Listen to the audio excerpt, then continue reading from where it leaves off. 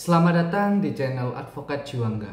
Pada video kali ini kita akan membahas topik yang sangat menarik dan penting dalam hukum pidana, yaitu ultra petita. Apa itu ultra petita dalam hukum pidana? Dan mengapa hal ini perlu untuk kita ketahui? Mari kita simak bersama. Ultra petita secara umum merupakan suatu kondisi di mana keputusan atau putusan pengadilan melebihi dari apa yang diminta oleh para pihak yang berperkara. Dalam hukum pidana, konsep ini juga memiliki relevansi yang sangat signifikan, terutama pada keputusan hakim. Misalnya dalam kasus pidana penggelapan, seorang terdakwa mungkin dituduh telah melakukan penggelapan terhadap uang milik perusahaan sebesar 1 miliar rupiah.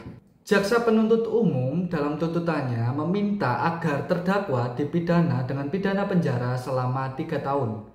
Akan tetapi, hakim memberikan putusan, yaitu 7 tahun penjara, tanpa adanya permintaan untuk pidana tambahan. Maka putusan tersebut yang dinamakan ultra petita. Dari sisi hukum sendiri, ultra petita diatur pada pasal 197 Kitab Undang-Undang Hukum Acara Pidana, yang menyatakan bahwa hakim tidak boleh menjatuhkan pidana yang tidak dituntut oleh jaksa.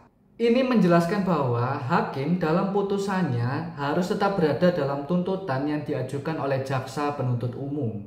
Dampak dari putusan ultra petita tersebut sangatlah signifikan.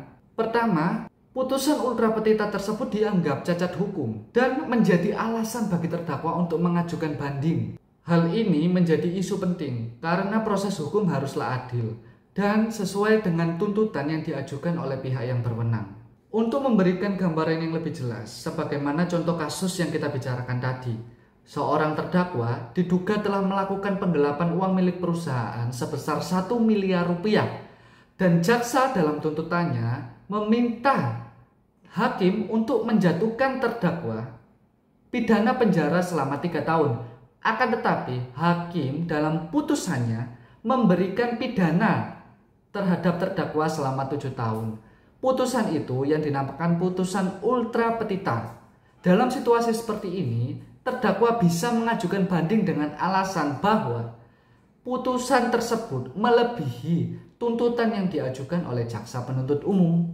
Sebagai praktisi hukum, kita harus memahami implikasi dari putusan ultra petita ini. Kita harus memastikan bahwa putusan yang dijatuhkan sesuai dengan hukum atau perundang-undangan yang berlaku.